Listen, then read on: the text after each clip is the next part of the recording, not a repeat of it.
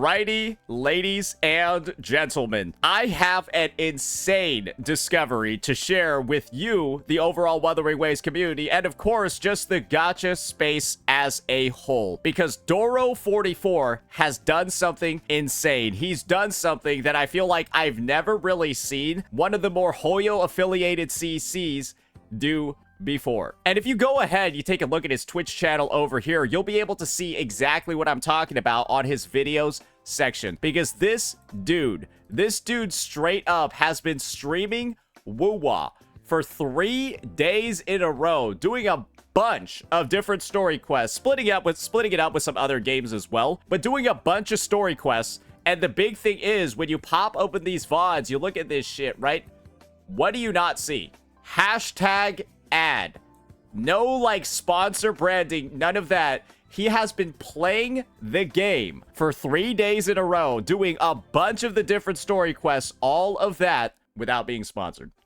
And that's the thing, right? Doro's kind of been known as the guy that hasn't really been making a lot of Wuthering Waves content or like streaming it or do like any of this stuff, right? Without actually being sponsored by Kuro in the first place. And to see somebody over here with like kind of like that sort of history, that sort of like reputation, just going ahead and doing it all, essentially, right, for free, and in the process, not really appealing to his core audience, that's something a little bit crazy, isn't it? Because I think I see some chats, right? I already see some people talking about it over here. They're like, oh, what if he's just catching up for a fat 3.3 sponsorship, right? What if he's just doing that so that he can get sponsored later? Well, this is the thing, ladies and gentlemen. Does he need to do all this shit on stream? Does he need to do all of that shit on stream? Because look at this. I've got some really interesting stuff to show you over here when it comes to the dynamic of him playing this game on stream. His CCV is going down. Yes, ladies and gentlemen, you can clearly see over here, he is tanking his CCV to levels that aren't really like indicative of the past performance of his channel to do those Wuthering Waves streams. You can see over here, right? We're only hitting like 776, 789 when normally we're like a 1K or whatever, Andy, over here. And so that's kind of like the difference over here, ladies and gentlemen. And it actually turns out with all the streams that he's been doing, Wuthering Waves is now his 4th most played game on his portfolio. Because that's the thing, right? He could just skip all these stories. He could just play them all off stream. He could just like say whatever, say that he caught up offline, but he's deciding to play everything live.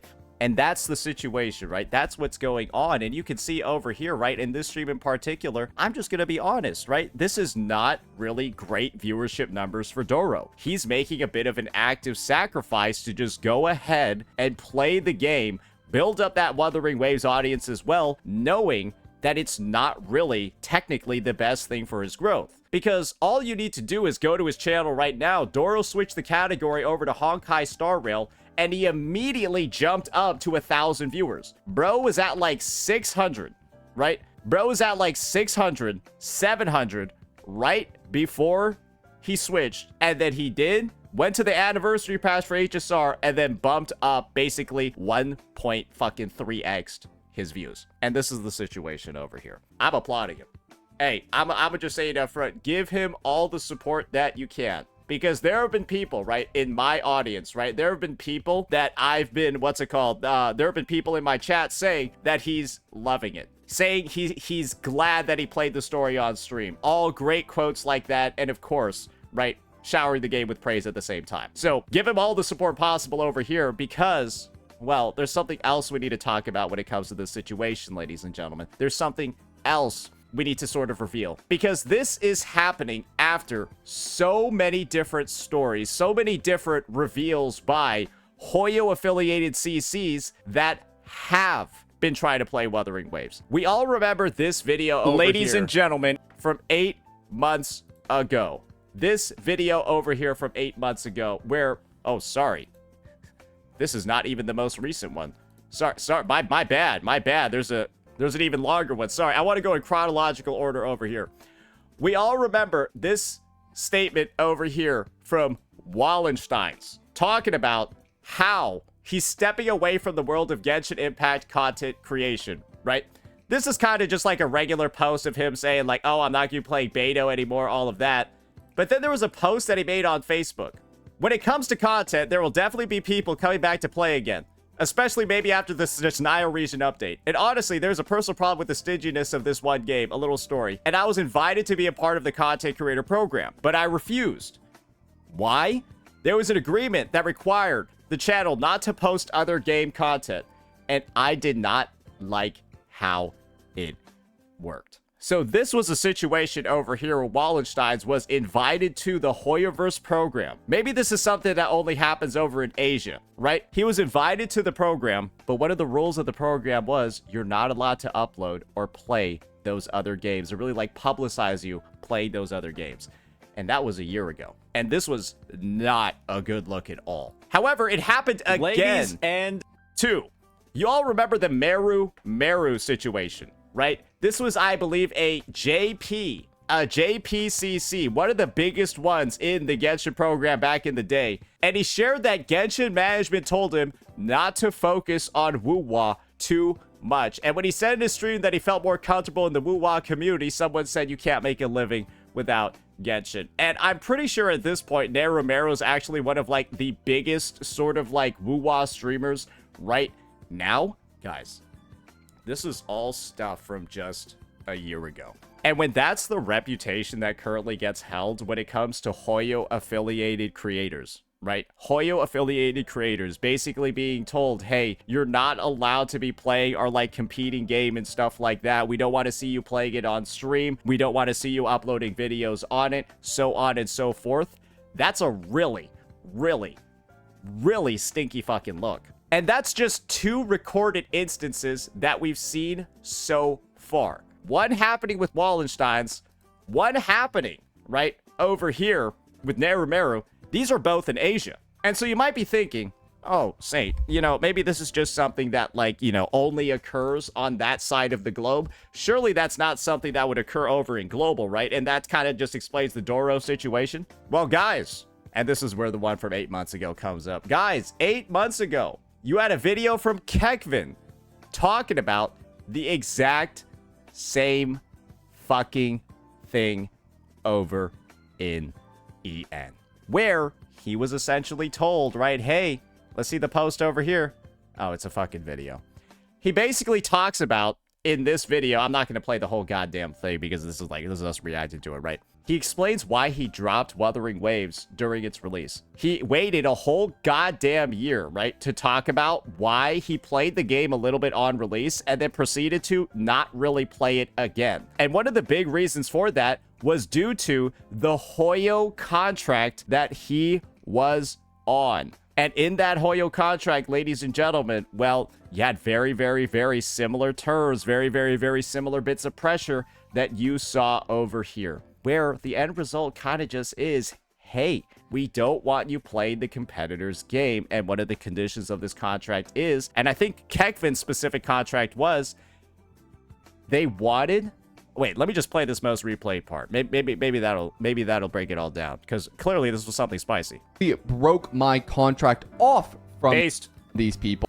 Okay, so yeah, he's talking about how he broke his contract off. And one of the reasons for why he decided to break that contract off was that these guys, right, the people in charge of the Hoyo partnerships, wanted to preview every video that he made if it wasn't going to be about Genshin. Or maybe they wanted to preview just every video on the channel, and they would give him permission on whether or not he could post it. And that would include videos on other games. That would include videos on Wuthering Waves, essentially giving them administrative control when it comes to the narrative of what games you're playing on your channel, whether or not you like them, so on and so forth. And when that is the type of restriction over here, right, ladies and gentlemen, when that's the type of restriction that's going to be placed on a channel, it's probably just easier, right? It's probably just better to not even make the videos in the first place. Because imagine you put in the effort as a content creator, right, to make like an absolute banger, whatever, or maybe you're just trying to like get your foot into the Wuthering Waves pool, and then you're told, hey,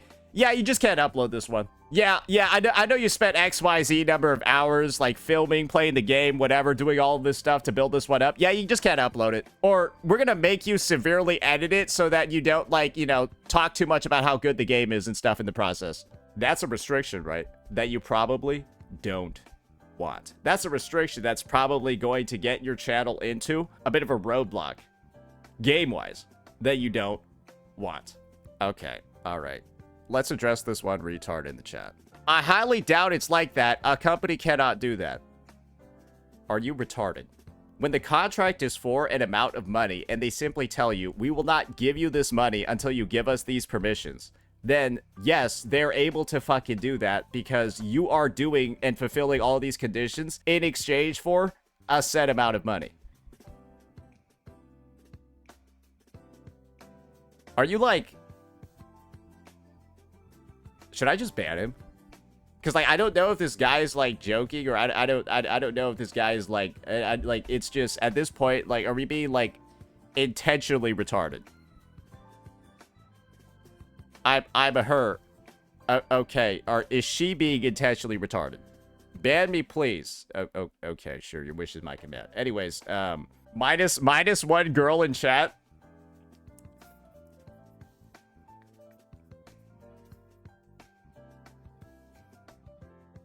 If the goal was to have a girl in chat, I don't think you would want one that's that openly stupid. I'm just gonna be honest. I'm just gonna be real with you. Would you be interested in somebody that dumb? I'm just wondering. Anyways, the situation over here, right? The situation over here is that's what Hoyoverse is known for. That is the reputation that they have. And Kekvin, by dropping the contract, right? And then, of course, deciding to have free reign over his channel, doing all of that stuff. He just basically gave a gigantic middle finger, a big old fuck you to Hoyoverse in this situation and said, you don't have autonomy over the content that I produce. You don't have the final decision-making power about what games I play. I'm going to play what I want. I'm not going to be a grifter. I'm not going to be somebody that's fake as fuck. I'm going to go ahead, right, and play what I want to and make videos on what I want to. And maybe there's been a change, right? Maybe there's been an adjustment. Because I think it's crazy, right? Especially seeing over here when it comes to Doro. This guy is like the Genshin guy, right? He's probably the current biggest Genshin creator. I think that as a whole, he likely gets... fuck it, we'll just pull up his channel, bro. I think that as a whole, this guy probably gets the most views when it comes to Genshin Impact, and an insane amount of engagement whenever he does it, right? Most of the videos on his channel are purely Genshin Impact videos. Sure, he does a couple of sponsors and stuff like that on the side, but maybe this is a situation where Doro44 is actually too big, has too much audience sway, too much of this stuff, right, to be controlled by Hoyoverse. And if that's the case, it's awesome. Right? It is awesome over here that he's making the independent decision to stream this game, Wuthering Waves, stream it so much, and of course, take an audience hit at the same fucking time to do it as well. And I know, right, Doro's gotten himself into some hot water before when it comes to, like, you know, I think, like, the swimsuit take and the stuff like that, gooning a little bit, or being like, anti-gooter in that situation, being, like, a little bit of a hypocrite over there. But I think the reality over here is, guys, is that this is kind of unprecedented, right? This is something that you don't really see Hoyo creators doing that often. And when the reality is that he could have just gone ahead and said, fuck it, I'll play all this shit offline. Sure, he probably has a sponsor lined up for 3.3, but did he have to do all of this shit online? Take the Twitch hits, right? Take the CCV hits, take the algo hits as well. Because, well, guess what, guys? I'm pretty sure his streams would be doing better. I'm pretty sure his stream over here would be doing better if he didn't have Wuthering Waves in the thumbnail. Because remember, this is a primarily Genshin YouTube channel. This is primarily a Genshin Hoyo creator. And so he's taking hits over here when it comes to his YouTube algo to kind of do all this stuff for free at the same time. So yeah, hey, all respect over here in this situation, but I just wanted to paint the story of, and of course, give the details about why you don't see this happening very often. Some of it is due to contract obligations by Hoyoverse. Some of it is, of course, due to the fact that some people don't want to make the sacrifice when it comes to their channel. But there's a lot of people playing the game unsponsored nowadays, right? When sponsors typically are just like the dominating talk in the space. You have so many creators that won't even open up a stream in the first place unless they're getting paid to do it. And that's kind of like the reality of gacha right now. Everyone feels bought out. Everyone feels like it's all paid narratives. Everyone feels like they're not like real, that they're grifters. We've seen it happen with creators like Gacha Smack, Genizad, all of that. They feel fake as fuck. And how ironic is it, right? The guy, Doro, that's gotten so much of this critique, he ends up looking like one of the realest creators in the space. Because I don't know how else to describe. 3 unsponsored streams in a row for free when he had no business at all doing that. Could have just done it all offline and then just been ready to go for his 3.31 at a later point. And that's assuming he has a sponsorship for the anniversary. I got no idea. Maybe he doesn't. He's just doing this all for free anyways. And if that's the case, even more respect. But yeah, we're just making this one over here to shower Doro with some praise because, well, I'm just gonna be honest over here, right? This is a big sort of like, this is a big shift from what we've seen before. Let me know what you all thought. Peace out.